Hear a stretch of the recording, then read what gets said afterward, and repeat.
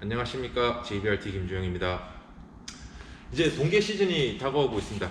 그래서 이 동계 시즌을 앞두고 저희 트랙토이 BMW 292 M3죠. 지금 여기 보이시는 요번 시즌 컨셉에 맞게 차를 좀 만지고 하느라 지금 일산 JBRT 저희 본점 샵에 와 있고요. 일단 뭐 요번에 일단 큰 틀에서는 지금 뭐 메인터넌스 하고 그다음에 몇몇 튜닝이죠. 그거를 조금 만져가지고 작년하고 조금 다른 세팅으로 아마 주행을 하게 될 것 같은데, 이번에 일단 먼저 지금 작업을 방금 마친, 그게 뭐 BMW 292 M3 오너분들은 늘 걱정하고 스트레스 받으시는 로드 베어링 이슈 있죠.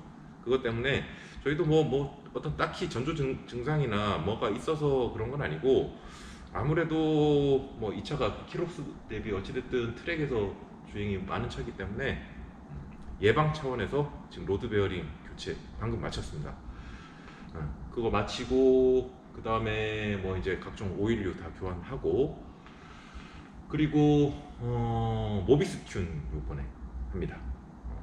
요것도 거의 다 됐어요. 지금 제가 보여드리는 것처럼 유압식 원래 스티어링 시스템을 통째로 다 뜯어내버리고, 사실 뭐 그렇게 이걸 뜯어내버리면 사실 엔진 출력에서 뭐 미세하게나마 이득을 보겠죠. 근데 사실 엔진 출력 이득 보려고 하는 게 아니라 이게 워낙 잘 터지고 맨날 뿜고 그래가지고 이걸 이번에 싹 걷어버리고 시간이 있을 때 모비스 튠을 하는 거죠. 어떤 모비스 튠이냐, 아반떼 MD에 들어갔던 컬럼식 MDPS 전자식 스티어링 시스템이죠. 그거를 이식해와가지고, 물론 그게 뭐 단순히 그냥 갖다 낀다고 맞는 게 아니기 때문에 저희 팀장님이 보고 이제 스티어링 칼럼 다 뜯어가지고 거기에 컬럼식이니까 거기에 모터가 들어가죠. 그 모터 주변으로 해가지고 원래 이제 뭐 레버 종류들 그다음에 버튼들 다 다시 이식해와서 작동할 수 있게 그렇게 지금 보여드리는 것처럼 맞춰놨습니다. 그래서 뭐 아직 시운전은 못 해봤는데 뭐 잘 되겠죠. 그리고 요번에 이제 휠 스펙을 한번 바꿔보려고 해요.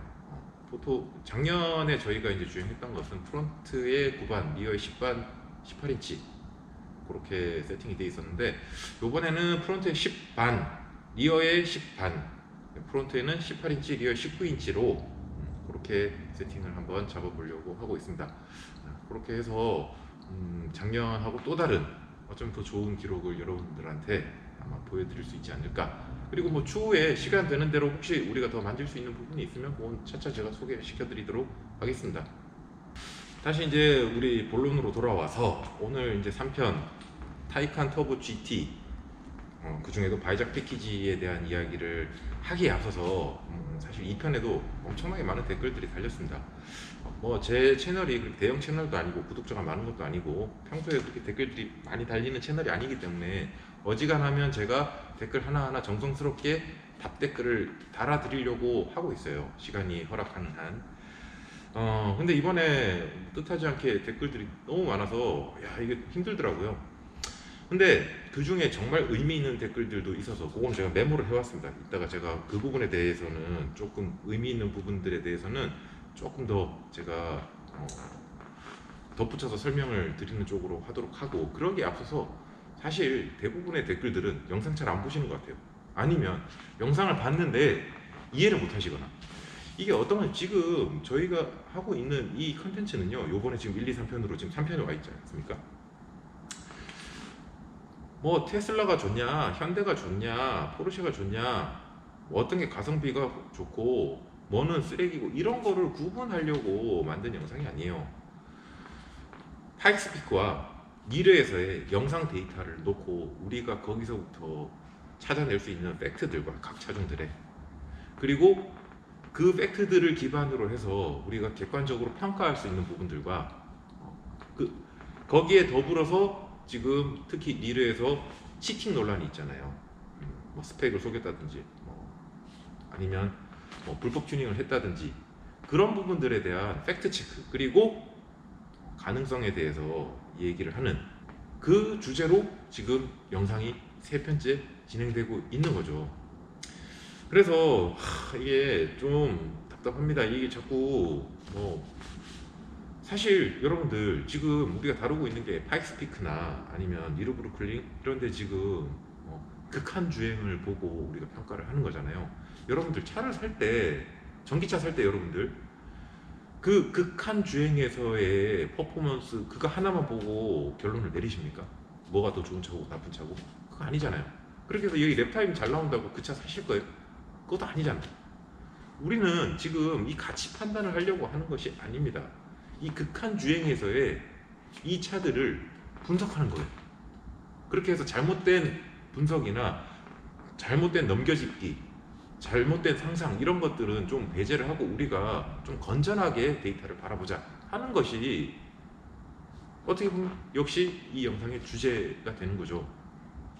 그러니까 괜히 이거 자꾸 뭐 현가냐 뭐 현빠냐 뭐 테슬라미냐 아니면 뭐 포르쉐가 짱이 그런 얘기들은 조금 자제를 해주셨으면 좋겠어요. 그 주제로 앞으로도 다루지 않을 겁니다. 그거는 개인이 알아서 판단할 문제고 누가 제가 그거 좋은 차라고 하면 여러분들 그거 받아들이실 거예요. 그거 아니잖아요. 지금 댓글들 보면 다 자기 하고 싶은 말만 하고 있고 그거에 대해서 그 주제가 아니라고 해도 자기 주장만 계속 하고 있어요. 이게 다람쥐 쳇바퀴 돌듯이. 그래서 이번 3편에는 그런 좀 어떻게 보면 주제와 벗어나는 그런 댓글들에 대해서는 제가 답을 하지 않도록 하겠습니다. 테슬라 이제 치팅 관련된 이야기 부분에서 유의미한 댓글들을 제가 이제 간추려서 여러분들한테 몇 가지로 설명을 해드리려고 합니다. 꽤 많은 분들이 정말 똑똑하신 분들 많아요. 보면 그리고 여기에 이제 어차피 제가 이번 영상에서 언급을 하려고 했었지만 여러분 또 미리 많이 언급을 해주신 게 미샤 샤로딘이라고 그 유튜버죠. 150만인가 160만인가 대형 유튜버인데 리르에서 거의 살다시피 하는 리르 죽돌입니다. 그죠? 어떻게 보면 약간 그분이 니르 랩타임의 암행어사 같은 그런 역할도 하고 있잖아요. 그래서 그리고 워낙 영상들이 많이 올라오니까 그 미샤 영상으로부터 우리가 또 찾아낼 수 있는 또 중요한 정보들이 되게 많은 것도 사실이고요. 그래서 또 의혹을 많이 제기해 주셨던 부분들이 뭐였냐면 브레이크하고 그 다음에 출력 제한 관련된 부분, 이게 다 배터리 열 때문이죠. 그 부분이 테슬라가 취약한데 그건 저도 인정합니다. 그런 것 같아요. 제가 모델 S 플레드를 그렇게 극한 주행을 해보지는 않았지만 실제 그 이슈가 상당히 많은 곳에서 언급이 되고 있어요. 그래서 그것을 보호로직이 이제 감싸고 있는데 이 부분을 프로그램으로 강제 해제를 해가지고 그렇게 해서 주행했을 가능성이 높다. 그 7분 25초 영상을 보고 한 얘기입니다. 이 부분은 굉장히 합리적인 의심이라고 생각이 들어요. 그리고 또 한 가지, 어차피 전기차는 소프트웨어로 치팅을 하기가 굉장히 쉬운 환경이기 때문에 티가 안 나니까 우리가 육안으로는 맞죠? 그래서 출력 업그레이드, 배터리고 뭐고 차가 터지든 말든 어차피 제조사 입장에서는 한 랩만 슈퍼랩을 뽑아내면 그 홍보 효과가 엄청 크기 때문에 출력을 더 업그레이드 했을 것이다. 근데 이 부분은 제가 지난 영상에서 충분히 설명드렸다고 생각을 해요. 다시 한번 간단하게만 말씀드리면 지금 현재 있는 스펙도 다 못 쏟아내고 있는 영상이 7분 25초 영상입니다. 그러니까 더 이상의 출력은 의미가 없어요. 그보다 더 의미 있는 것은 오히려 그 반대. 그러니까 출력 제한 걸리는 부분을 그 이슈를 오히려 해결해가지고 정상적인 출력이 나올 수 있게 그게 노면에 전달이 되게 하는 것이 더 큰 이슈겠죠. 그래서 우리는 그쪽을 오히려 봐야 되는 게 맞아요. 자, 그 관점에서 설명을 해보면 일단 이 부분은 크게 두 가지가 관건이에요. 첫 번째, 그 보호로직 프로그램을 풀어버리는 것이 그런 장치가 제조사에서 공식적으로 인정을 하는 부분이냐 아니냐. 그 여러분들이 보증 이슈하고 묶어서 자꾸 말씀을 하시더라고요. 근데 사실 보증 이슈는 별개의 문제입니다. 보증이 되고 안 되고가 중요한 게 아니라 그거는 차주들이 판단할 문제고요. 그거와 별개로 어찌됐든 제조사에서 공식적으로 서비스를 지원하는 부분에 해당이 되느냐 아니면 이거 진짜 제조사 몰래 뭔가의 사설로 그거 뭔가 뭐라 그래야 될까요? 허점을 노려서 만든 그런 프로그램인지 그 부분이 일단 중요할 것 같고, 이게 왜 중요하냐면 리르에서 일단 어찌됐든 제조사에서 양산형에 쓸 수 있는 그리고 제공되는 프로그램을 내지는 하드웨어를 장착한 차들 기준으로 해서 양산형 차들의 기록을 뽑잖아요. 그게 아니면은 별개의 차트로 가야 돼요. 거기는 기록들이 훨씬 더 화려합니다. 이거는 뭐 번호판 없는 차들, 뭐 레이스카들 다 해가지고 진짜 슈퍼랩들이 이제 집계가 되는 곳이고 그쪽으로 가야 되는 거예요. 자, 그래서 이게 제조사에서 공식적으로 지원하는 프로그램이냐, 이게 첫 번째 관건이고, 두 번째는 이 어떤 보호로직 제거하는 부분을 리르 공식 랩타임으로 인정하는 여부에 있어서 우리가 고려해야 될 대상이냐 아니냐, 이 부분이 두 번째예요. 그러니까 굉장히 어렵죠. 근데 테슬라의 뭐 7분 30초대 기록 때도 그랬고 21년도, 그리고 그 후에 7분 25초 기록이 나왔을 때도 테슬라가 자료를 제공을 하는데 실제 오픈하는 소스가 보면 정보가 너무 제한적이에요.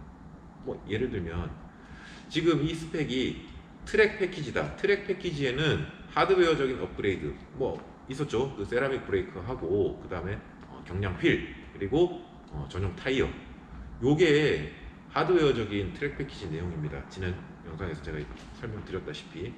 그리고 또 한 가지가 거기에 맞는 그리고 거기에 상응하는 소프트웨어 업그레이드라고 돼 있어요. 근데 이 소프트웨어 업그레이드라는 게 너무 추상적이고 너무 포괄적인 문제라는 얘기예요. 이 부분에 대해서 구체적으로 뭘 얼마만큼 어떤 소프트웨어, 뭐 출력도를 건드렸는지 안 건드렸는지 뭐 그건 아닐 거라고 얘기를 했지만, 그 다음에 이런 어떤 배터리와 브레이크 쪽에 보호 로직을 더 어떻게 보면 한계치를 높게 잡아주는지 아니면 아예 해제를 해버리는 건지, 그런 구체적인 설명을 하지 않고, 또 한 가지는 테슬라의 인캠을 보면 악셀 브레이크 내지는 뭐 어떤 GPS 데이터, 뭐 횡지 값이라든지 이런 데이터 값이 하나도 제공이 안 되고 딱 랩타임 하고 그 다음에 GPS 스피드만 나오게 됩니다. 이제 그렇게 되면 영상을 보는 사람들이 거기서부터 찾아낼 수 있는 어떤 추가적인 정보가 굉장히 제한적이게 되죠. 그래서 이런 부분들이 애매한 부분이 있어요. 그래서 사실 이런 부분들을 부정적으로 보는 것은 뭐 누가 말릴 수 있는 문제는 아니긴 합니다.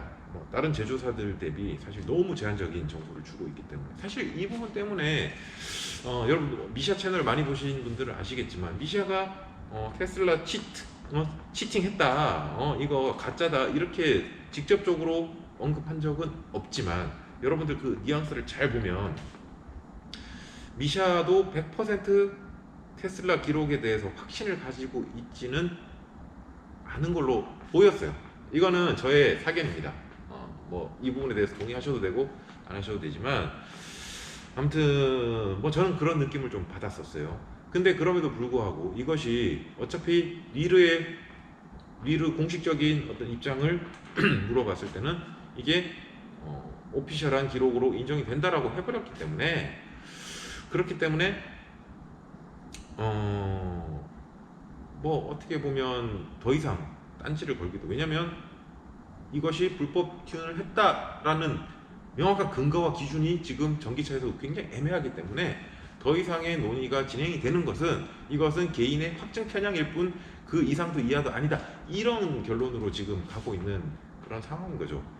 그래서 우리가 테슬라는 조금 애매합니다, 사실은. 근데 그럼에도 불구하고 우리가 그 어떤 보호로직 해제 여부만 놓고 본다면, 일단 지난 영상에서 제가 분석했던 테슬라의 어떤 퍼포먼스와 그리고 문제점들 이렇게 보인다 하는 그거를 팩트로 받아들이면 될 것 같아요.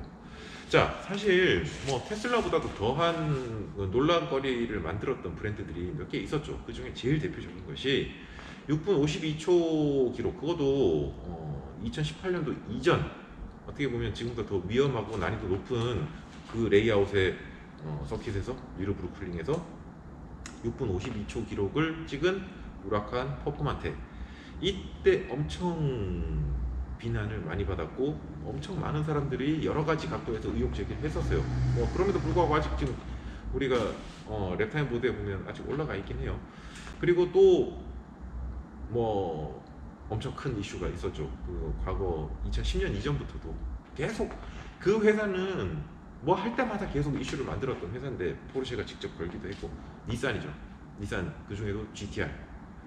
닛산 GTR 랩타임에 어떤 뭐 그런 치팅 논란은 계속 있어왔고 그리고 니스모 버전 7분 8초 기록은 아예 랩타임 보드에 지금 올라가 있지도 않아요.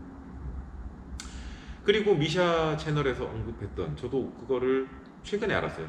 어떤 분이 댓글로 달아주셔가지고 그 시빅 타입 R 치팅 논란 그것도 봤었는데 그 부분도 굉장히 합리적이고 미샤가 지적한 포인트들 제가 봤어요. 그게 뭐였냐면 기어비하고 그 다음에 부스트를 건드렸다, 부스트 앞을 건드렸다.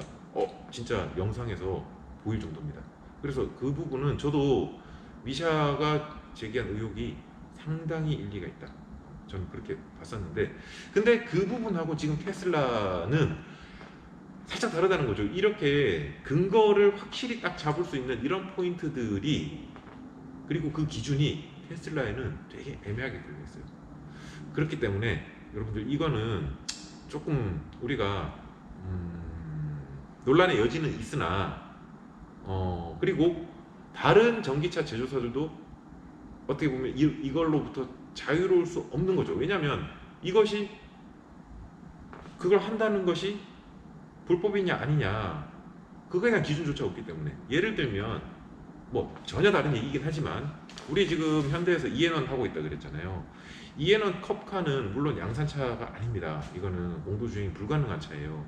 그리고 그걸로 니르 기록을 잰 것도 아니고. 근데 어찌됐든 그 이앤원 레이스를 하기 위해서 냉각 쪽 로직 살짝 만져서 지금 하고 있거든요, 실제로. 그래서 순정 5N하고 이앤원은 어떤 냉각 뭐 배터리나 모터 쪽 냉각 어떤 그런 소프트웨어가 조금 다르다고 보시면 돼요.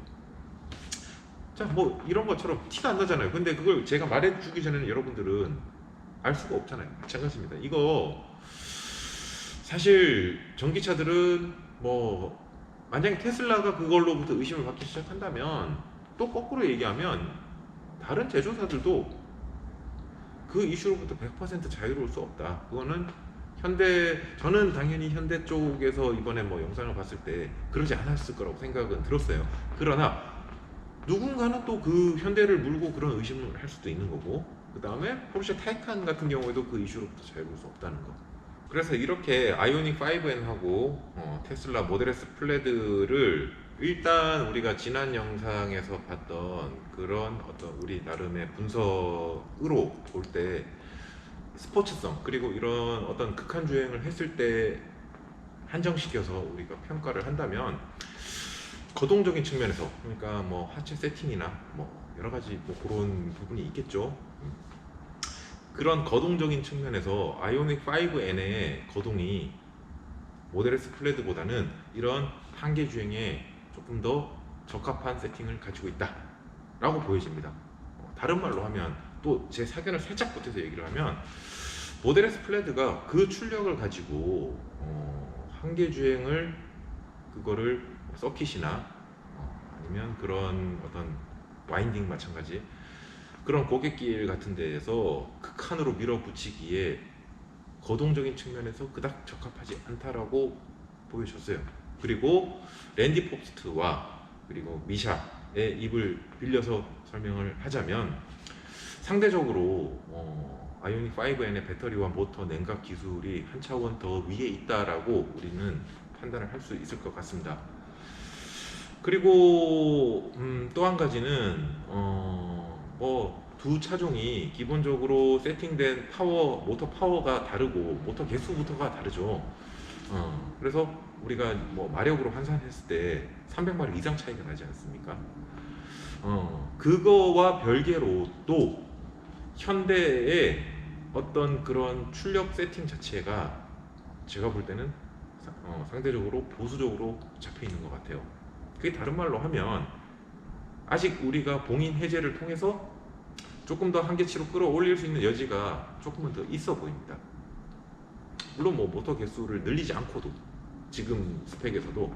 근데 제가 볼 때는 그런 측면에서 현대가 굉장히 조심스럽게 접근을 하고 있고, 뭐 그것이 아직은 완벽한 어떤 그런 확신을 가지기 전에는 보수적으로 이렇게 접근하는 것이 잘못됐다고 절대 생각하지 않아요. 그러면서 지금 우리가 뭐 레이스를 통해서 그 다음에 미르나 파이스피크 이런 데서 데이터를 가지고 와서 남양연구소에서 가능한 부분에서는 조금씩 봉인을 더 풀어줄 수 있다고 봐요. 그러면서도 또 냉각과 이런 여러 가지 브레이크 이슈들하고 맞물려 가지고 테스트를 거치고, 그러면서 좀 더 좋은 퍼포먼스로 갈 수 있는 여지가, 가능성이 모델 S 플레드보다는 아이오닉 5N에 조금 더 포텐이 남아 있지 않나, 저는 그렇게 판단이 됩니다.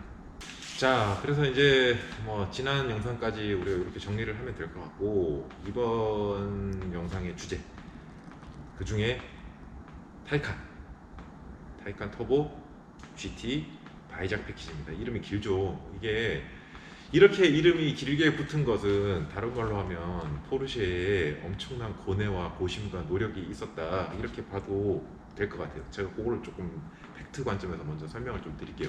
일단 모터 3개짜리입니다. 트라이 모터 구조를 가지고 있고, 그리고 우리가 뭐 내연차 기준에 어떤 마력으로 우리가 환산을 하면 대략 1100마력이 넘어가는 엄청난 파워를 가지고 있습니다. 토크로 보면 뭐 130kg 포스 미터 정도, 뭐 그 이상 되는 걸로 알고 있어요. 네. 근데 어차피 뭐 몇몇 분들이 계속 지적을 하고 계시는데, 저도 계속 얘기를 드리는 게, 내연기관차하고 시스템이 좀 달라요, 이게. 그래서 파워 곡선을 그려보면, 제가 지난 영상에도 잠깐 아이오닉 5N 그 파워 곡선 그려드렸잖아요. 여기도 마찬가지입니다. 어찌됐건 모터로 구동을 하게 되면 속도가 그러니까 기어 단수와 상관없이 속도가 고속으로 올라가면 분명히 파워는 조금씩 빠질 수밖에 없는 구조예요. 그래서 내연차하고 똑같다고 생각을 하시면 안 된다는 점, 너무 당연한 겁니다. 자, 아무튼 그런 타이칸, 그 중에도 터보 GT라는 이름이 붙으면서 경량화를 거치죠. 대략 한 80kg 정도 터보 S보다 무게를 덜어냅니다. 외장 그리고 바디에서의 카본이나 이런 경량 소재들 쓸 수 있는 걸 최대한 써가지고 무게를 한 80kg 정도 줄여요. 제가 지난 영상에도 말씀드렸지만, 기본적으로 전기차들 배터리하고 모터 이런 PE 시스템 쪽, 배터리 쪽 무게가 상당하기 때문에 외판이나 어떤 바디에서 경량이 그렇게 큰 힘을 발휘하지 못한다. 뭐 어찌됐든 근데 포르쉐의 노력이죠. 그것 또한 단 80kg라 그거 엄청 크다라고 생각하고 티끌모아 태산으로 가는 겁니다. 거기에 바이작 패키지가 적용이 돼버리면 무게가 대략 또 한 80kg 정도 빠지면서 도합 160kg가 빠지는데, 그럼에도 불구하고 이 바이작 패키지가 적용이 됐음에도 불구하고 이 차의 공차 중량이 2.2톤이 넘어갑니다. 그러니까 원래 같으면 진짜 무거운 차죠. 근데 실제 셰시 구조를 한번 보면 무거울 수밖에 없게 돼 있어요. 여러분들 시간 나시면 한번 여러 각도에서 찾아보시고, 제가 옆에 한번 다시 띄워드릴게요. 이런 구조로 그냥 셰시만 딱 보더라도 딱 무겁게 생겼죠. 서스펜션 하나가 이만한데, 그렇죠? 근데 이 서스펜션이 어떤 서스펜션인가? 일단 우리 1세대 타이칸 처음 나왔을 때 옵션으로 선택할 수 있었던 에어 서스펜션 있죠. 그게 더 개량된 형태입니다. 이게 스웨이바가 사라져버리고 능동형 에어 서스펜션으로 앞뒤가 다 조절이 돼요. 그러니까 뭐 쉽게 얘기해서 우리가 속된 말로 독립 제어 시스템이라고 하는 것처럼 그런 능동형 에어 서스펜션을 적용을 시켰습니다. 스웨이바 제외해버리고. 그리고 바이작 패키지 옵션 중에 롤케이지가 선택이 되는데, 롤케이지 옵션을 선택을 하게 되면 뒷좌석, 그러니까 후석을 덜어내버리고, 그리고 뒷좌석에 롤케이지가 설치가 됩니다. 마치 GT3 RS 롤케이지 있는 것처럼. 근데 이 부분을 지적하신 분이 계셨어요. 이거 롤케이지가 전면까지 확대되어 있다, 그러니까 풀 롤케이지로 다 짜져 있는데 이거는 순정 아니지 않냐.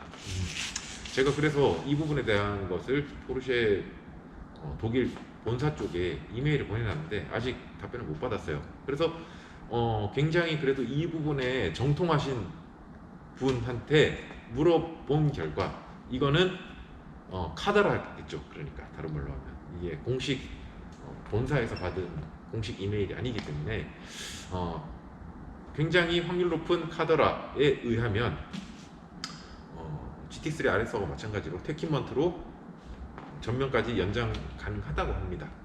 액세서리 개념으로. 그리고 그렇기 때문에 저렇게 인캠 영상에 풀 롤케이지를 다 노출을 시키면서도 오피셜로 인정을 받았겠죠. 그러니까 그 부분은 뭐 그 자체가 불법이냐 아니냐 그 이슈하고는 좀 동떨어져 보입니다. 자, 그리고 타이어도 제가 1편에서 잘못 설명드린 부분이 있어요. 저는 이런 타이어가 있는 줄 몰랐어요. 당연히 피렐리 타이어고 거기에 R자가 적혀있으면 트로페오 R밖에 없다라고 설명을 드렸었는데 이 부분 제가 잘못 알았습니다. 제가 좀 더 찾아보니까 타이어가 트로페오 R이 아니고 바이작 패키지에 선택 가능한 옵션이 피렐리 R이라는 타이어하고 트로페오 RS라는 타이어, 그러니까 새로 개발돼 나온 타이어입니다. 참 대단한 거죠. 이게 그러면 당연히 어떻게 보면 트로페오 R 윗등급이라고 봐야 되겠죠. 왜냐면 피렐리하고 미쉐린의 차이는 사이드월 강성이 달라요. 기본적으로 피렐리 타이어들은 사이드월이 굉장히 튼튼한 편이어서 오히려 상대적으로 무게가 나가는 차들에서도 퍼포먼스를 좀 받아주는 편이에요. 근데 미쉐린 타이어는 사이드월이 굉장히 약해요. 그래서 무게 많이 나가는 차들 하중 세게 실리면은 사이드가 무너져 버립니다.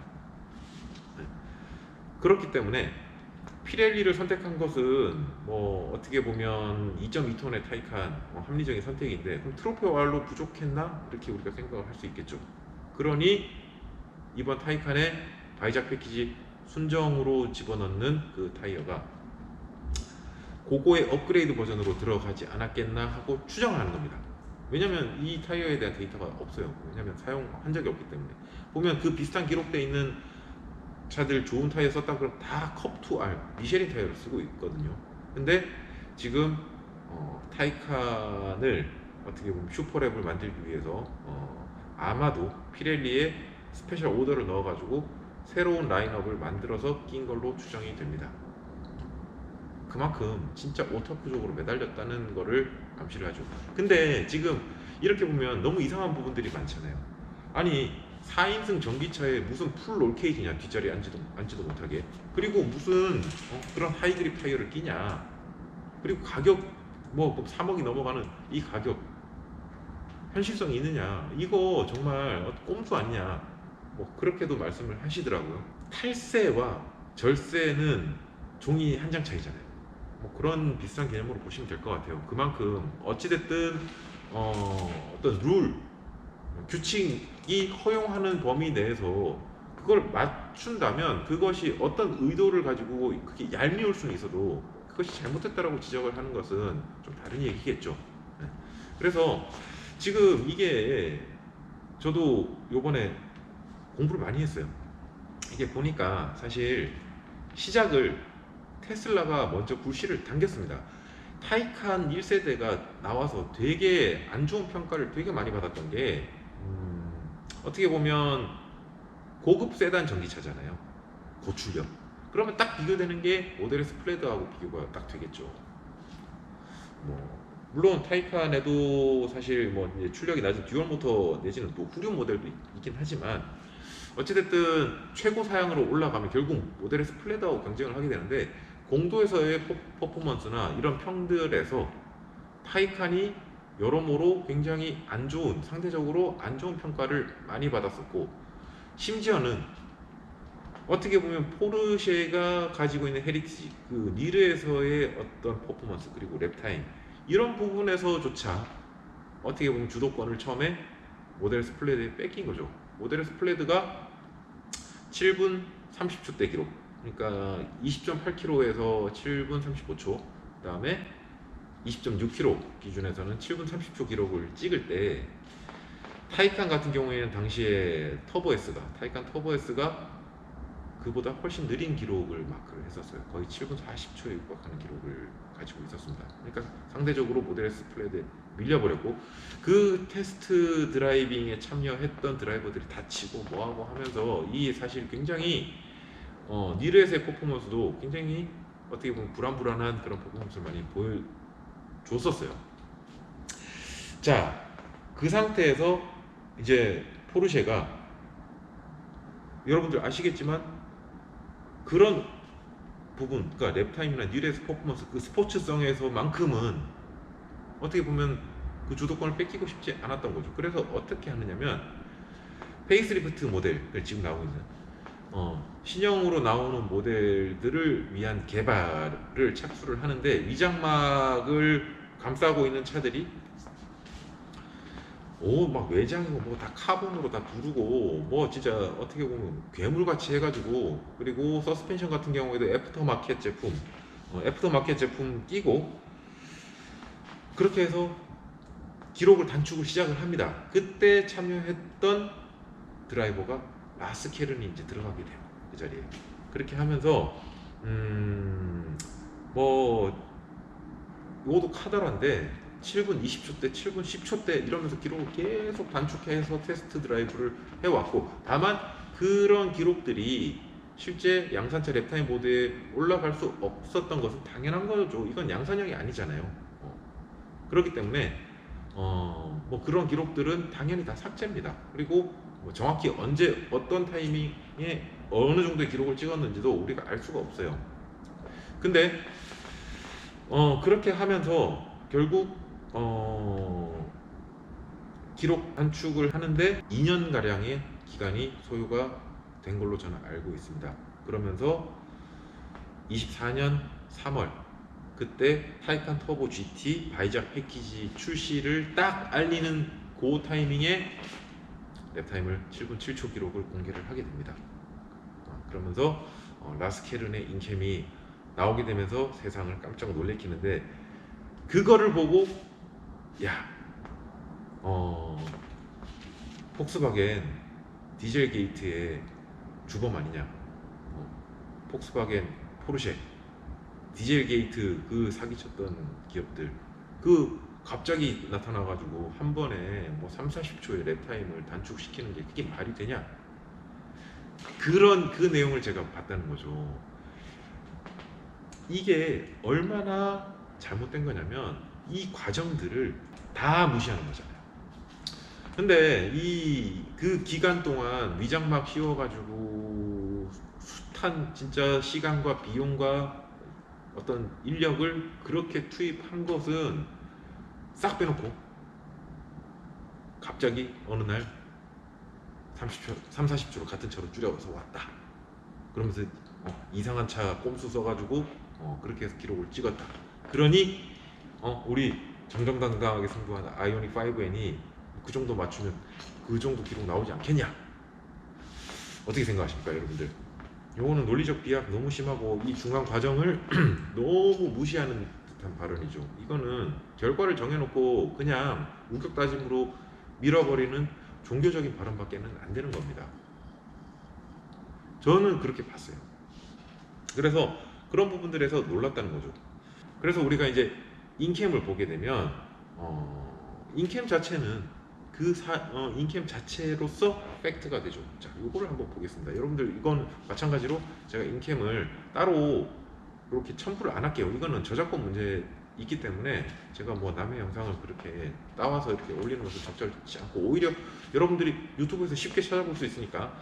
자, 첫 번째로 인상적인 것은 2.2톤의 무게, 어떻게 보면 모델 S 플레드보다 더 무거운, 비슷한 출력의 더 무거운 차량이잖아요. 물론 타이어는 어떻게 보면 포르쉐가 그간 테스트를 하면서 그 타이칸 2.2톤 차량에 맞는 최적의 타이어를 개발을 의뢰해서 만들어서 꼈으니 당연히 퍼포먼스가 좋겠죠. 그래서 타이어는 제가 봐도 모델 S 플레드의 영상하고 비교를 해봐도 타이어의 퍼포먼스가 확실히 좋아 보이긴 합니다.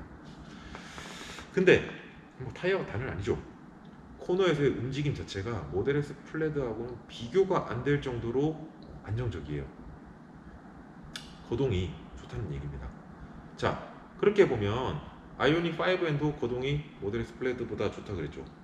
오히려 아이오닉 5N 같은 경우에는 기본적으로 약 오버에 가까운 그런 밸런스를 보여줬는데, 물론 이거 뭐 게브하르트가 앞뒤 파워 배분을 어떻게, 토크 배분을 어떻게 놓고 탔는지 그거는 제가 모릅니다. 아무튼 그런 밸런스를 보여줬다라고 치면 오히려 타이칸은 그에 비해서 살짝은 반대 개념, 약언더의 성향을 가지고 있어요.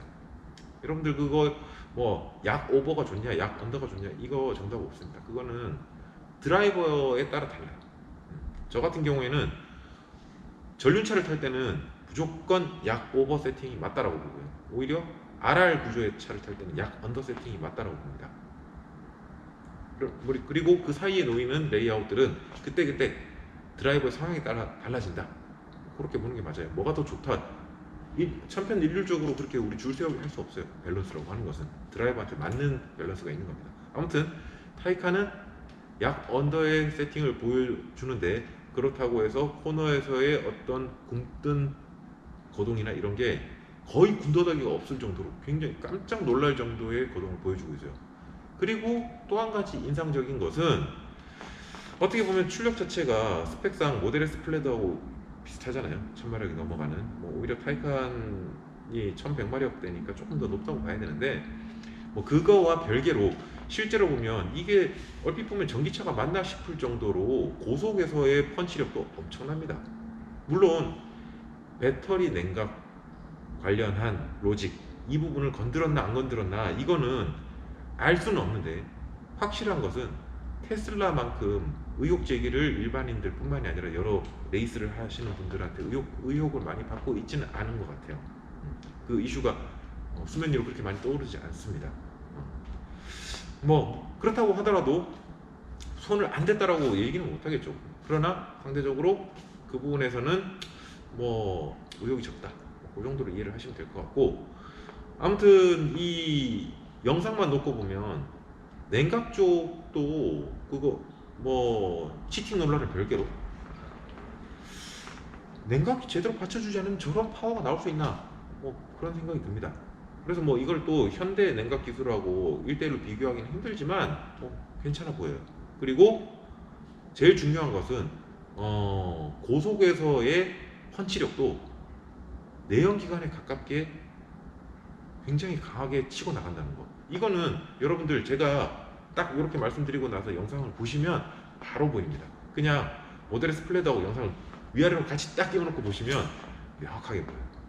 그래서 그 타이칸 터보 GT 바이작 패키지를 라스케른이 운전하는 걸 보면 오히려 라스케른 본인이 운전하는 GT2 RS의 거동보다는 오히려 6분 29초 찍은 AMG1의 거동과 되게 비슷한 느낌을 줄 정도의 그런 무빙을 보여주고 있어요. 물론 GT2 RS의 무빙이 좋냐 AMG1의 무빙이 좋냐 이것도 정답은 없는 문제입니다. 근데 저는 개인적으로 그런 느낌을 받았다. 오히려 AMG1에 가까운 퍼포먼스를 보여주고 있다. 물론 이게 뭐 공차 중량이나 다른 스펙들에서 워낙 차이가 나기 때문에 기록은 당연히 AMG1하고 차이가 있죠. 근데 느낌은 그런 느낌을 주더라. 저는 뭐 이거를 감히 제가 이렇다 저렇다 평가할 수 있는 레벨이 아니다라고 표현할 정도로, 네, 그 정도로 인상적이었습니다. 자, 7분 40초 때 타던 타이칸이 7분 7초가 되기까지 진짜 수년간의 그리고 엄청난 비용과 노력을 쏟아부어서 만들어낸 결과물인데요. 거기에 중심에는 저는 라스케른이 있다고 봐요. 그 정도로 어떤 브랜드가 차량의 어떤 퍼포먼스를 끌어올리기 위한 개발을 그렇게 특정 드라이버와 하게 되면 이 차의 세팅 값은 그 메인 드라이버의 DNA를 상당히 많이 가져오게 될 수밖에 없게 돼요. 자, 그래서 이 7분 40초 대 타이칸이 7분 7초가 되기까지 여기에는 가장 큰 공헌을 한 것이 라스케른의 DNA다. 저는 그렇게 보고 있습니다. 자, 그러면 라스케른은 누구인가? 이게 되게 중요한 포인트거든요. 자, 라스케른 같은 경우에는 마찬가지 메르세데스 AMG의 마로 엔겔 있잖아요. 지금 AMG 1, 그 다음에 뭐 블랙 시리즈, 그 다음에 AMG GT 프로, AMG GT 이런 슈퍼랩들을 뽑아낸 마로 엔겔이 지금 랩타임 보드에 올라가 있는데, 이분도 AMG GT3 컵카 드라이버고, 그리고 DTM 드라이버죠. 그분에 비하면 라스케르는 사실 레이스에서는 조금 뭐 네임밸류가 조금 약해요. 라스케르 같은 경우에 마찬가지로 르망에서 GT3 컵카를 타는 레이서고, 근데 그보다는 라스케르 같은 경우에는 니르의 전설로 보통 알려져 있죠. 그래서 미샤도 표현을 하잖아요. 라스케르과 같이 포르쉐를 그렇게 타는 것이 자기의 버킷리스트 중 하나라고. 미샤 같은 경우에는 F1 출신 드라이버 로버트 쿠비차하고도 자주 차를 타는 사람인데, 그런 사람이 라스케른을 보는 관점, 이 정도로 평가를 한다면 여러분 상상이 되십니까? 뭐 엄청난 드라이버입니다. 실제 인게임을 보면 상상을 초월해요. 자, 그래서 우리가 이제 랩타임 보드를 옆에 이제 같이 띄워놓고 제가 설명을 해드릴 건데, 어차피 지금 타이칸이 4페이지에 나오는데 사실 1, 2, 3, 4페이지가 가장 중요합니다. 그래서 오늘 1, 2, 3, 4페이지 중심으로 보게 되는데, 이거를 보면 라스케른이 어떤 사람인지 우리가 알 수가 있어요. 일단 1페이지 맨 아래 보면 6분 47초 기록을 찍은 991.2 GT2 RS 라스케른이 운전을 했죠. 2017년도 기록입니다. 이게 그러니까 2018년 이전이기 때문에 코스 수정되기 전 난이도가 훨씬 높은 코스였어요. 거기에 타이어는 무려 컵2 R도 아닌 컵2를 끼고, 노멀 컵2를 끼고, 물론 바이작 패키지 차량입니다. GT2 RS. 네. 그렇게 해서 몇몇 경량화, 그 다음에 버킷 시트, 하네스를 장착을 해서 운전석에 주행을 하는데, 물론 이것도 공식 인증을 받은 랩타임이에요. 미래에. 그러니 뭐 그 부분에 의심은 따로 안 하셔도 되고, 자, 이때 주행할 때 인캠을 보면 이때는 ESC 오프, TC 온 모드로 타게 됩니다. 그러니 얼마나 극악의 환경이었는지, 이런 탑티어급 드라이버들도 그 TC의 모드를 조절해 가면서 타야 되는 그런 환경이었다고 생각하시면 돼요. 물론 타이어도 마찬가지. 아주 초하이 그립이 아니기 때문에. 그럼에도 불구하고 이 기록이 6분 47초 엄청난 거예요. 근데 이거를 누가 깨냐면 마로 엔겔이 2020년도 코스 수정된 이후. 근데 이게 사람들은 잘 모르잖아요. 그러니까 잘 모르니까 그쪽 채널에서 2020년 이후에 제조사가 직접 찍는 랩타임은 사기다, 뭐 치트다, 뭐 그런 말도 안 되는, 진짜 어떻게 보면 무식한 소리를 하는 건데, 자, 아무튼 난이도가 낮아진 코스에서 AMG 블랙 시리즈, GT 블랙 시리즈 6분 43초 기록을 찍어버립니다. 타이어 컵2 R을 끼고. 그러니 포르쉐에서 가만히 있지 않겠죠. 이번에 포르쉐에서 또 똑같이 라스케른이 GT2 RS 그 991.2 차량에 만타이 퍼포먼스 키트 몇몇 키트를 장착을 해가지고, 그 내용은 뭐 찾아보시면 다 나올 거고, 스펙이. 자, 그렇게 해서 컵2 R을 낀 채로 6분 38초 기록으로 AMG GT 블랙 시리즈 기록을 갈아엎어버립니다. 이 드라이버가 라스케른이에요. 이 당시에는 이제 뭐 코스의 난이도도 그렇지만 그보다 컵2R이라는 타이어를 꼈기 때문에 ESC, TC 모두 다 오프된 상태로 주행을 하게 돼요. 인캠을 보시면. 네. 자, 그래서 보통 포르쉐의 테스트 드라이버, 메인 드라이버 중에 NA 쪽에서 베르그마이스터가 있다면 터보차는 라스케른이죠. 초고출력 차들은 라스케른이 거의 다 랩타임 다 찍어냅니다. 그런 실력자예요. 자, 그래서 그 인캠을 보면 6분 38초 지금 인캠을 보면, 이건 뭐 제가 상상을 할 수 있는 그런 카테고리가 아니라서 뭐 평가를 하기가 굉장히 어렵습니다. 그래서 우리 지난번에 그리고 지금 1페이지에는 지금 안 나오지만, 지난 아이오닉 5N 운전을 했던 스포트 오토의 게바르트를 제가 엄청난 고수라고 얘기를 했었잖아요. 뭐 못하는 차가 없을 정도로 진짜 전천후입니다. 근데 이 게바르트가 어떻게 보면 인간계의 최고봉이라고 하면 라스케르는 적어도 포르쉐에 있어서는, 그 중에도 포르쉐 터보차들, 초고출력 차들에 있어서는 인간계가 아닌, 여기에는 천상계예요. 그냥 신계에 있는 드라이버라고 보시면 돼요. 그래서 사실 이제 뒤에 제가 게바르트하고 라스케른을 같은 차종에서 이제 뭐 비교해서 설명을 하는 부분이 있을 텐데, 그거는 뒤에 얘기하기로 하고, 어찌됐든 그 미샤하고 라스케른이 같이 드라이빙을 하면서 서킷 금지어 한 5개 막 남발합니다. 그때 보면은 참 저런 신기의 드라이버도 어떤 공포와 신중함을 가지고 있구나. 저는 오히려 뭐 랩타임보다 그 미샤 채널에서 그 둘이 대화하면서 니르를 주행하는 GT2 RS 만타이 키트 장착되어 있는 차로, 그 영상이 되게 인상 깊었어요. 왜냐면 그 심리를 정말 저는 이해할 것 같거든요. 포르쉐라는 차는 타이어 상태에 굉장히 예민한 차입니다. 그래서 저 같은 경우에도 타이어가 베스트 컨디션이 아닐 때는 ESC나 TC 모드를 조절해 가면서 타요. 그러지 않으면 잘못하면 진짜 대파낼 수 있거든요. 하물며 GT3 RS가 그 정도인데 GT2 RS는 오죽하겠습니까? 그래서 굉장히 그 둘의 대화를 보면 겸손하고 친근하고 신중하고 이런 모습을 볼 수 있는데, 그 부분에서 저는 엄청난 공감을 많이 가지게 됐어요.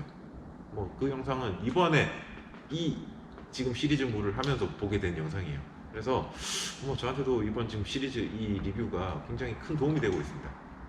자, 뭐 아무리 정말 신기해 있는 드라이버가 운전한 바이작 패키지 차량이라 하더라도 뭐 데이터상의 뭐 문제점이 없었나, 인캠에서 없었습니다.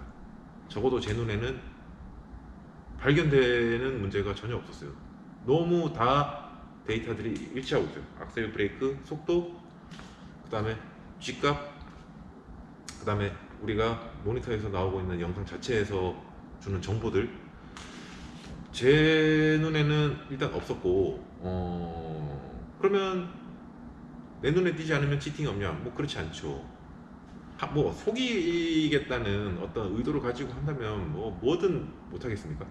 근데 이 정황을 놓고 보면 타이칸 터보 GT 바이작 패키지를 가지고 어떠한 형태의 치팅이라도 수행했을 가능성이 굉장히 낮다라고 보는 그 첫 번째가 뭐냐면, 뭐 라구나 세카나 꼭 니르 아니라도 지금 해외 여러 서킷들을 다니면서 이 차량을 테스트할 때 데이터를 수집하고 랩타임 측정을 하고 도장깨기 하고 돌아다닐 때, 그때 포르쉐가 소규모로 단독으로 움직이지 않았다는 거예요. 보면은 만타이 레이싱이 늘 옆에서 서포트를 하고 있고, 그리고 여러 인플루언서들, 뭐 특히 니르에서는 뭐 미샤 같은 그런 인플루언서들이 항상 같이 대동해서 뭐 그 행사를 하고 있어요.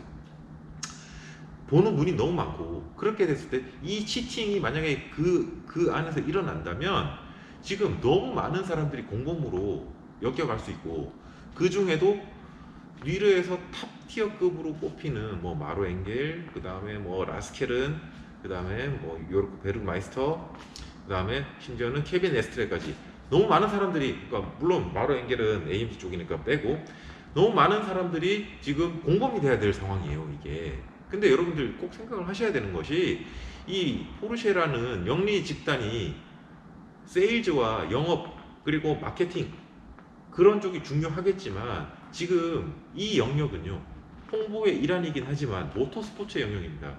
이 사람들은 운동선수들이에요. 운동선수들한테는 스포츠맨십이라는 게 있고, 그것은 그 사람들의 곧 양심을 얘기를 하는 겁니다. 이 명성을 가지고 있는 사람들이 어떤 치팅이 있는 거를 안다면, 모르고, 이 드라이버들이 모를 수가 없잖아요.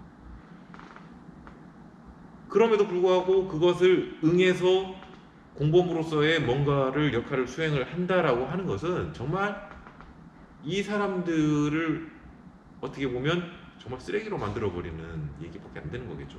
그래서 여기에는 엮여있는 너무 많은 집단과 사람들이 있고, 그 중에도 특히 이 모터스포츠인들이 껴있다. 이 부분들은 어떻게 보면 치팅 논란의 가능성을 굉장히 낮추는 가장 중요한 포인트 중에 하나라고 생각을 해요. 그리고 뭐 테슬라의 의혹처럼 뭐 포르쉐 타이칸 같은 경우에도 어떤 냉각 쪽의 로직이나 이런 걸 만졌을 가능성이 없냐, 이거는 아까도 잠깐 말씀드렸지만 알 수 없습니다. 근데 확률은 좀 낮아 보인다. 왜냐면 의혹 제기가 거의 없기 때문에. 이것도 100% 팩트는 아니지만 정황상 그래 보인다. 이 정도로 보는 게 맞을 것 같아요. 그리고 또 한 가지 논란이 있었죠. 미샤가 굉장히 암행어사 역할을 하면서도 쟤는 유독 포르쉐에는 관대하다. 그러니까 미샤가 포르쉐 팬보이 아니냐, 이런 의혹이 있었죠, 실제로.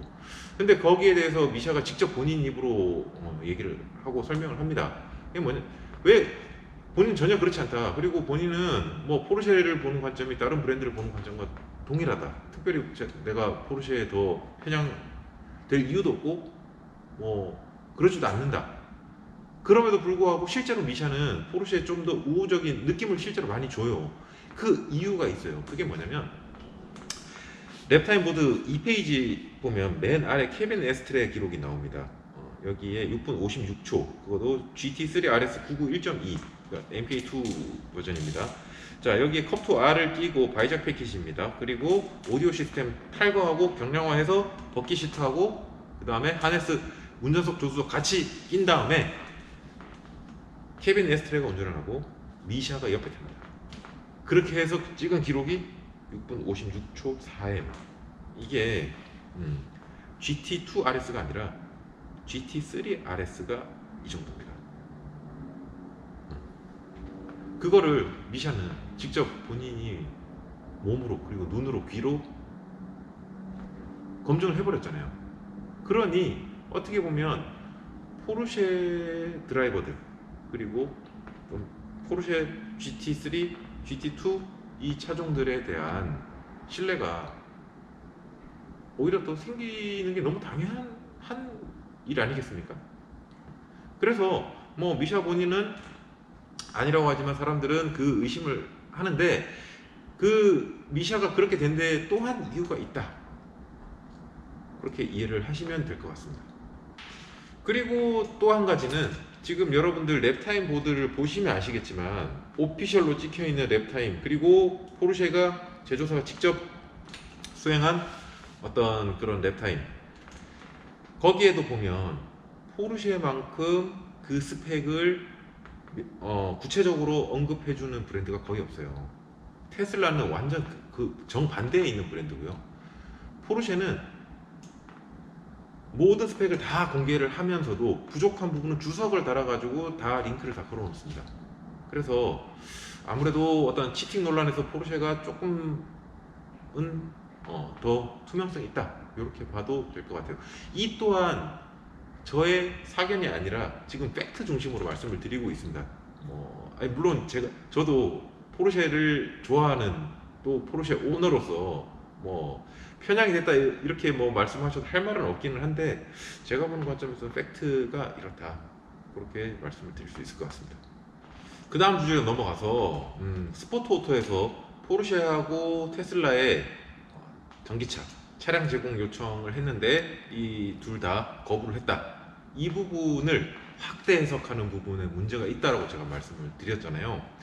이걸 왜 제가 다 넣고 확대 해석이라고 얘기를 할 수가 있느냐면, 자, 여러분들 뭐 그분들의 주장은 그거예요. 뭔가 불법으로 뭔가를 한 게 있으니까, 캥기는 게 있으니까 차를 못 주는 거 아니냐.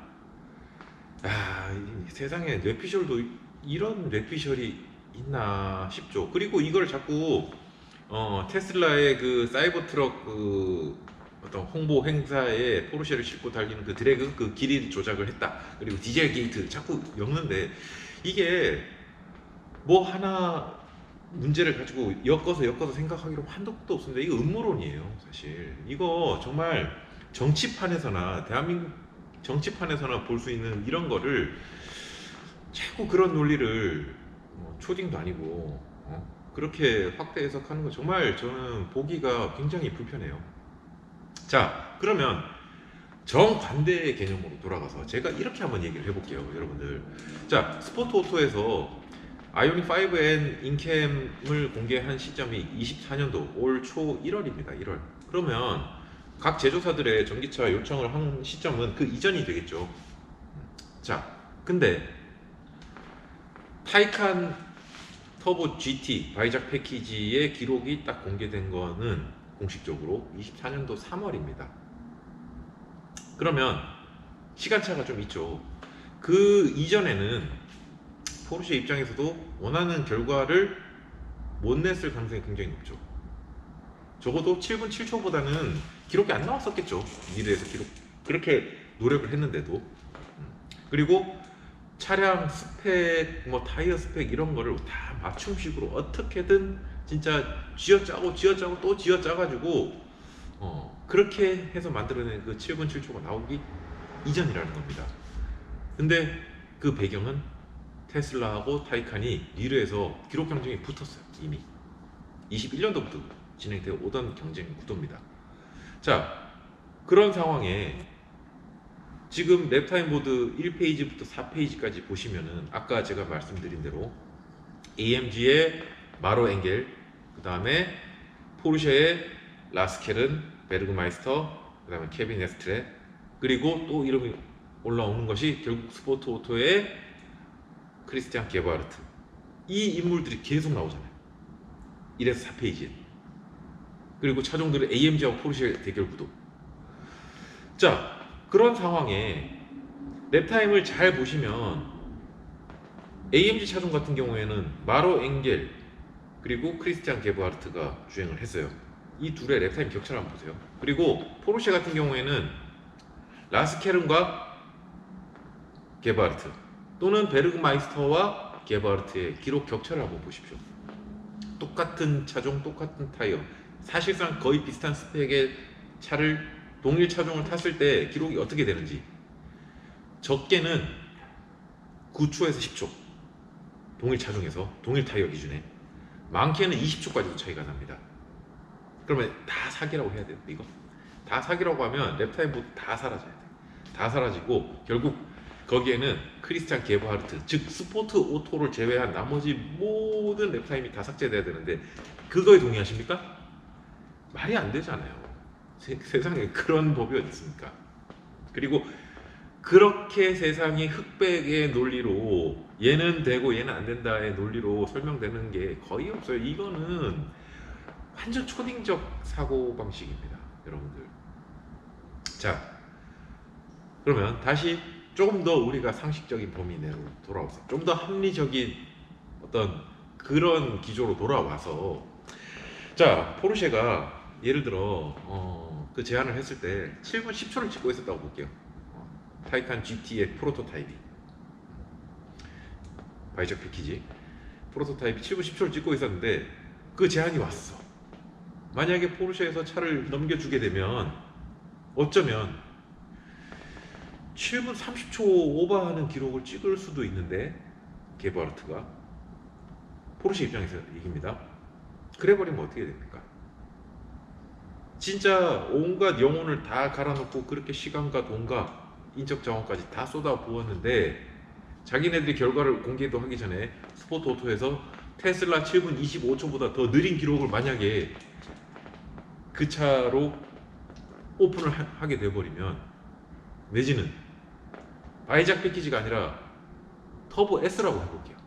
그런 걸로 더 안 좋은 기록으로 오픈을 하게 되면 포르쉐의 그간의 노력은 뭐가 되는 겁니까? 여러분들이 만약에 포르쉐 오너라면 그 상황에서 스포트 오토에 차 내주겠습니까? 이거는 합리적으로 의심을 해보자는 거예요.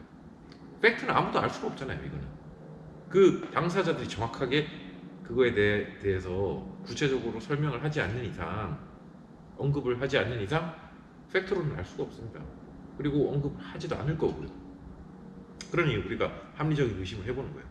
여러분들 같으면 그 상황에서 스포트 오토 게바르트한테 차를 넘겨주면서 랩타임 찍어봐, 테스트 해봐 라고 줄 수 있는 상황이라고 생각을 하십니까? 제가 만약에 포르쉐 대표라면 절대 안 내줍니다. 그 이후에도 안 내줍니다. 왜냐면 아직 이 경쟁은 끝나지 않았고 지금 이제 타이칸이 어떻게 보면 하이엔드 기록을 뽑았기 때문에 만족하고 이제 다 공식 사이트에 오픈하고 공식 유튜브에 올리고 그걸로 홍보도 하고 그리고 신모델도 출시를 하고 그러고 있지만 언제 테슬라가 여기에 근접하는 내지는 더 빠른 랩타임을 찍을 줄도 모른다는 불안감 가지고 있는 거잖아요. 그래서 이 경쟁이 조금 이제 제자리를 찾아서 어느 정도 열기가 좀 식기 전까지는 제조사에서 나서서 스포츠오토의 차를 넘겨줄 일은 당분간은 없을 것 같다는 게 제 의견입니다. 근데 현대 입장에서는 왜 내줬냐? 현대는 이제 시작하는 입장이지 않습니까? 그리고 제가 지난 영상에서도 말씀드렸지만 현대는 지금 어디에 대결 구도로 잡는 것보다 절대적인 데이터에 더 목말라 하는 걸로 저는 알고 있어요. 그리고 여기서도 데이터를 좀 뽑고 뉴레이스뿐만이 아니라 바이크스포츠에서도 하고 또 다른 행사에서 또 하고 그리고 국내 레이스에서도 뽑고 그렇게 해서 어떻게 보면 멀티 채널을 통해 가지고 많은 데이터를 수집하겠다라는 의도로 보이거든요. 근데 지금 보면 타이칸하고 테슬라는 약간 지금 뉴레이스의 과열 양상이 분명히 보입니다. 그렇기 때문에 이 부분은 우리가 너무 그런 흑백 논리 진짜 그리고 음모론적으로 안 가는 게 맞지 않나 하는 게 제 생각이에요. 그래서 앞에서도 제가 잠깐 언급을 했었지만 사실 초반 1페이지부터 지금 4페이지, 5페이지까지도 그 이후에도 마찬가지긴 한데 거기에 있는 모든 기록들은 지금 보면 스포츠오토의 크리스티안 게버하르트를 제외하고 나면 다 제조사들이 직접 올린 랩타임밖에 없습니다. 마로 엥겔이 주행한 AMG 차종들 만약에 그거 싹 빼버릴게요. 그 AMG 그러니까 벤츠 자사가 직접 테스트해가지고 오피셜로 받은 데이터 그러면 못 믿는다. 그 논리로 가보면 그럼 AMG 다 빼야 돼. 직접 탄 거. 그 다음에 포르쉐 라스켈은 그 다음에 베르그마이스터 심지어는 케빈 에스트레 다 빼야 돼. 그 다음에 문제가 됐던 람보르기니 차종들 빼버리고 나면 7분 언더의 기록은 남는 게 하나도 없어요.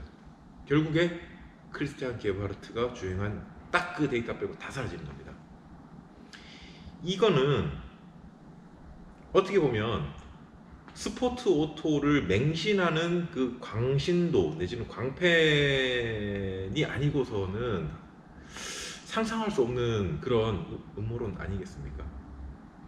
그리고 위르에서 이게 오피셜로 이렇게 딱 찍어주는 이 문자를 그대로 조금 믿을 필요가 있어요. 세상에 그렇게 어떻게 오피셜이라는 그 단어조차 믿지 못한다면 세상에 믿을 수 있는 게 아무것도 없습니다. 그러면 결국 그런 음모론을 일으키는 사람들은 종교화시키는 것밖에 안 되는 거죠. 이 이슈를. 무슨 말인지 이해가 되시죠? 그리고 또 한 가지 아까도 말씀드렸지만 미샤 같은 그런 리르의 암행어사들 많습니다. 그 유튜버들 뿐만이 아니라 인플루언서들 그 사람들이 바보가 아니에요. 그 사람들도 어떤 그런 새로운 차에서 새로운 랩타임이 나오면 그 이후에 기회들이 많이 생깁니다. 그럼 자기네들이 타봐요. 타보면서 그 사람들이 또 리뷰를 하고 또 그 인플루언서들은 자기 채널에 그런 부분들의 자기 의견들을 다 공유를 하게 되잖아요. 그러면서 이게 시간이 지나고 자료가 누적이 되면서 사회적 합의가 되면서 진짜 그 랩타임 보드의 신뢰가 그때 가서 생기는 거거든요. 이게 어떤 분은 지금 판단할 게 아니다, 시간이 더 필요하다라고 얘기를 하니까 아니 지금 상황의 객관적인 데이터를 가지고 지금 판단 안 하면 무슨 의미가 있냐? 그럼 언제까지 미래를 그렇게 얘기를 해야 되냐? 그 얘기가 아니지 않습니까? 이거는 어떤 탑티어급의 진짜 자극적인 어떤 데이터가 딱 올라오고 나면 이게 대중화되는데 걸리는 시간이 최소의 시간이 필요합니다. 그게 대중들에서 검증이 되고 그게 합의가 돼버리면 사실 이게 오피셜도 힘을 얻게 되는 거예요. 제가 그 얘기를 하는 겁니다. 그렇기 때문에 만약에 그 부분에서 되게 정보가 맞지 않고 삐걱대는 뭔가 이슈가 자꾸 터지면서 그렇게 되는 어떤 기록들은 자연 도태가 돼요. 그것이 당장에는 근거가 없어도 야 뭐 극단적으로 테슬라 이거 뭐 어떻게 해도 자꾸 림펌 들어와가지고 이건 뭐 기록을 찍을 수가 없는데 도저히 그런 대중화된 데이터들이 계속 쌓이면 어떻게 보면 테슬라의 데이터를 흔들 수 있게 되는 그리고 계속된 의혹이 제기가 되면서 뭐 그것이 노이즈 마케팅이 될 수도 있지만 아무튼 별로 그렇게 어떤 이런 랩타임이나 또 모터스포츠 관련된 데이터로서는 별로 안 좋은 모양새를 띠게 돼요. 그러면 자연 도태가 됩니다. 이거는. 그래서 그 부분에 대해서 애매한 경우에는 이게 대중들이 판단할 때까지는 어느 정도 시간이 조금 필요할 수도 있다라는 얘기를 한 거예요. 자, 이제 종합적으로 제가 한번 얘기를 정리를 해볼게요. 보면 지금 현재 니르 기준에서 보면 이 세 차종의 랩타임이 대략 20초씩 차이가 납니다. 니르는 근데 인제 기준으로 보면 한 5배가 조금 넘어가는 길이에요. 길이로만 보면. 자, 근데 20초씩 차이라고 치면 이 차종들은 니르에서 20초 차이면 단순 우리가 산술적으로 좀 축소를 시켜서 인제로 가지고 오면 4초 갭 차이로 나게 되겠죠. 그 중에 만약에 아이오닉 5N이 1분 50초에 해당이 된다면 그러면 모델 S 플레드 같은 경우에는 1분 46초 정도의 레벨로 지금 랩타임이 잡히는 것이고 그리고 타이칸 같은 경우에는 대략 1분 42초대 정도의 기록이 마크가 되는 겁니다. 지금 현재 상황이 그렇다는 겁니다.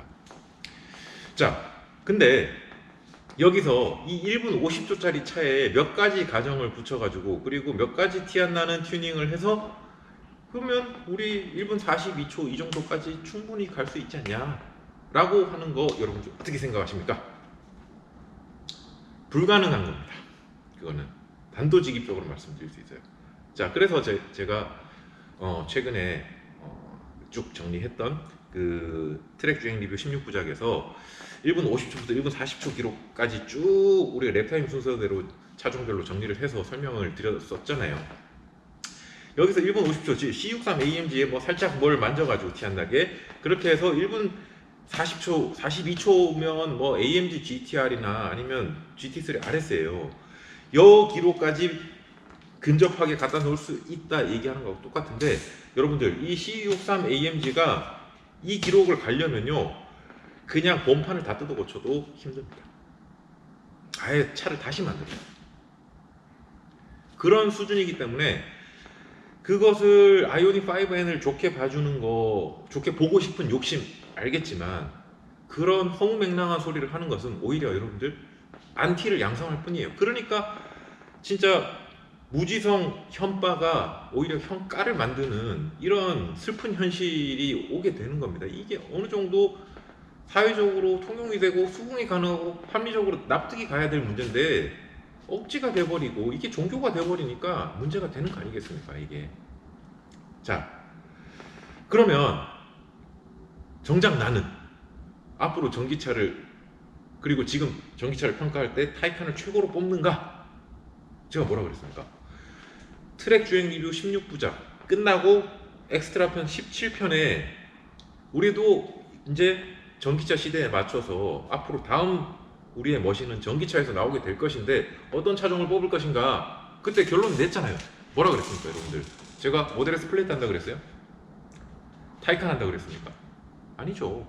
지금 현재 어떻게 보면 랩타임이 택도 없이 가장 처지는 이 아이오닉 5N을 보고 있다라고 그랬어요.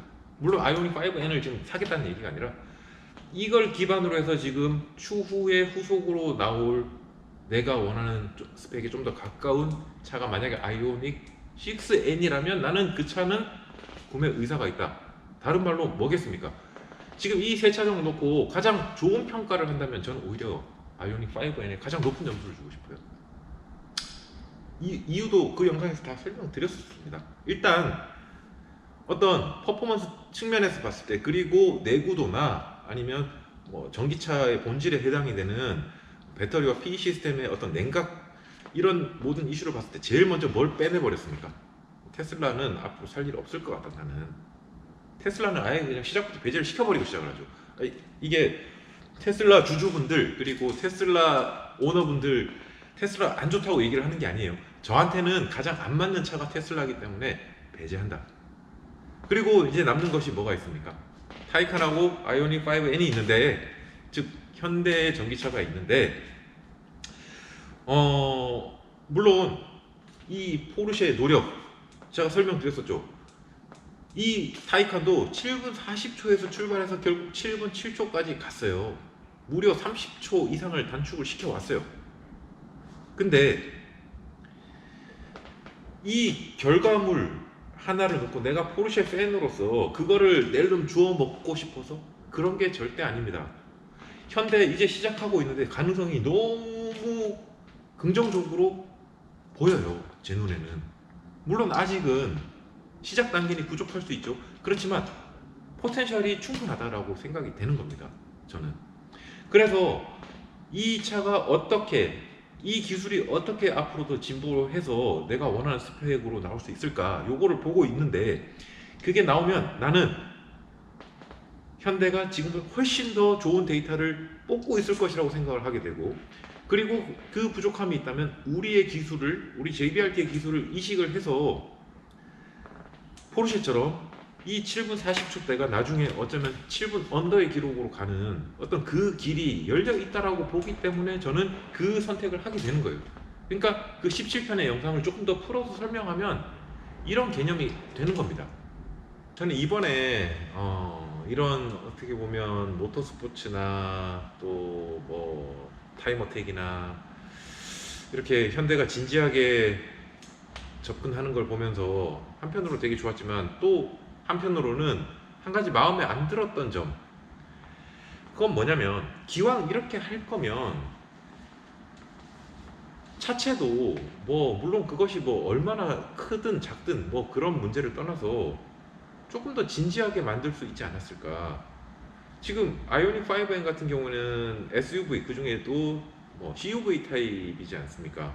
그러니까 공기역학적으로 어떻게 보면 되게 공기 저항을, 아무리 우리가 그거를 설계를 잘한다고 하더라도 절대적으로 공기역학적으로 좋을 수가 없는 구조거든요. 거기다 해치백에 가까운 형태지 않습니까? 그래서 우리가 뭐 에어로 파츠를 장착을 하더라도 그 에어로바를 잘 못 받을 수밖에 없는 구조거든요. 기왕 이렇게 할 거였으면 조금 더 공기역학적으로 유리한, 그리고 차체 사이즈도 조금 더 유리한 구조로 그렇게 만들 수 있었을 거라고 생각을 하는데, 왜 이런 CUV 타입으로 전기차 N을 시작을 했는지 저는 이 부분이 솔직히 뭐 잘 모르겠습니다. 저는 개인적으로 마음에 안 들어요. 그래서 사실은 아이오닉 5N을 구입하지 않고 다음 N을 기대하겠다라고 하는 게 그런 부분 때문입니다. 그리고 이게 더 싫어진 게 뭐였냐면, 자꾸 사람들이 거기에 이 약점을 핑계거리로 삼아요. 뭐 일부 무지성 현빠라고 해야 되겠죠, 그렇게 보면. 그러니까 뭐 예를 들면 이런 거죠. 5N이 만약에 모델 S나 타이칸처럼 차체가 더 낮고 에어로가 더 좋았다면, 그리고 조금이라도 더 가벼웠다면, 이런 가정을 붙이면서 자꾸 쓸데없는 상상을 하거든요. 왜 그런 여지를 남겨서 지저분한 이런 논쟁이 있게끔 만드느냐. 물론 그걸, 이 논쟁을 의도한 건 아니겠지만 그런 부분들이 솔직히 좀 아쉬웠어요. 그래서 저는 차세대 N이 나온다면 뭐 그게 6N이 됐든 뭐가 됐든, 어차피 지금 뭐 기아, 현대 해가지고 전기차 라인업 엄청 많이 만들어내고 있지 않습니까? 지금 그것이 뭐 eGMP든 아니든 뭐 그건 모르겠는데, 기왕 그렇게 할 거였으면 나는 조금 더 스포츠성에 진지한 그런 디자인으로 나왔으면 어땠을까. 또 한 가지 제가 현대에, 그리고 우리의 전기차에 높은 점수를 주고 싶은 부분은, 어쩌면 현대 입장에서도 남한테 지금 공개하기에 조금 조심스럽고 또 부끄러울 수 있는 그런 부분들 다 내려놓고 투명하게, 여기 가서도 한번 데이터를 받아보고 저기서도 받아보고, 우리는 모든 게 열려있다 라는 그 자세, 그러면서 우리나라 국내에서도 남들이 하기 전에 이미 어떤 이앤원이라는 차를 통해 가지고 새로운 시도를 하고 있고, 파이스피크에서도 데이터를 뽑고, 니르에서도 지금 어떻게 보면 조심스러울 수 있는, 그러니까 테슬라나 포르쉐가 망설여지는 그런 부분에서도 눈치 보지 않고 차를 맡겨서 검증을 받고 데이터를 받고 하는, 이런 어떻게 보면 굉장히 겸손하고 투명한 이 자세가 저는 너무 좋아 보여요. 그렇기 때문에 여기 지금 경쟁이 붙어가지고 어떻게 보면 지금 굉장히 거기에 꽂혀 있는 이 사람들보다 더 많은 가능성이 열려 있다라고 저는 생각이 드는 거예요. 지금 이걸 가지고 이걸 곡해 해석할 필요가 전혀 없다는 거예요. 그냥 이 자체로 지금 너무 즐겁게 즐기고 있고, 그리고 너무 투명하고 너무 긍정적인 마인드로 잘 하고 있는 모습이 대한민국 국민으로서 자랑스럽기도 하고, 그리고 또 좋은 평가도 많이 받고 있지 않습니까, 해외에서. 그러니 앞으로 발전할 여지가, 가능성이 가장 크다. 또 한 가지, 그러면서도 타 차종들에 비해서 가격도 우리가 충분히 접근하기에 부담이 가장 적다. 그런 점들이 저는 긍정적으로 보였어요. 여기 한 가지만 더 첨언을 하자면, 여러분들 시각의 차이입니다. 이게 제조사가 직접 공개하는 랩타임은 믿을 게 못 된다. 20년 이후에 특히 뭐 이런 랩타임도 믿을 게 못 돼. 사기치는 게 너무 많다. 치트가 너무 많다. 그런 말도 안 되는 망언 그냥 이제 더 설명 안 할게요. 그냥 그거 설명 안 하고, 제가 한 가지 더 바라는 게 있다면, 우리의 현대도 라스케른이나 아니면 뭐 베르그마이스터나 아니면 마로 엥겔이나 이런 현대만의 앰버서더들이 있었으면 좋겠습니다. 그렇게 해서 타 제조사에서 찍는 거 못 믿는다 이런 소리 할 게 아니라, 어떻게 보면 스포트오토의 게바르트가 주는 데이터보다 더 빠르고 더 명확한 데이터를 제조사에서 직접 뽑아내면서 늘 그렇게 탐구하고 연구할 수 있는 그런 환경을 만드는 게 저는 오히려 더 도움이 될 거라고 생각을 해요. 그래서 그런 드라이버들이, 그런 앰버서더들이 뭐 외국인 내지는 뭐 해외 탑티어급 드라이버를 초빙해서 하는 것도 뭐 괜찮지만, 기왕이면 지금 우리나라 출신, 우리나라 국적을 가진 드라이버가 그 자리에 들어가서 현대하고 함께 성장하는 그런 문화가 생기면 저는 더 좋을 것 같습니다. 제조사가 직접 시간과 노력과 에너지와 그리고 인력을 쏟아부어서 만들어내는 진짜 슈퍼랩들은 어떻게 보면 예술품으로 우리가 이제 비유를 할 수가 있겠죠. 또 반면에 스포트 오토 같은 어떻게 보면 신뢰할 수 있는 해외 매거진 뭐 그런 데서 폭넓은 드라이빙을 하는, 어떻게 보면 스페셜리스트의 드라이버가, 한 명의 드라이버가 각 여러 제조사들의 차를 이 차도 타고 저 차도 타고 하면서 데이터를 비교를 하는 것은, 이거는 약간 달라요. 이 예술품을 만드는 것과 개념이. 여기는 어떻게 보면 기름기 확 뺀, 진짜 어떻게 보면 드라이한 그런 데이터로 뭐 제조사들 상호 비교가 될 만한 어떤 그런 자료로서 의미가 있는 거겠죠.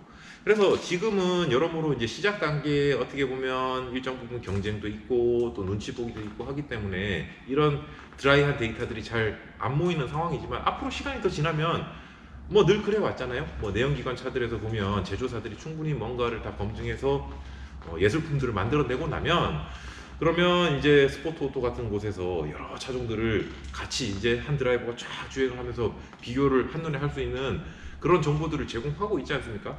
전기차도 조금 더 시간이 지나면 그렇게 될 거예요. 지금 다만 아직 시작 단계이기 때문에 뭐 조금 삐걱삐걱대고 있는 거라고 생각을 하시면 되고, 이거를 너무 그렇게 곡해해서 해석할 필요는 없겠다 하는 게 제 개인적인 생각입니다.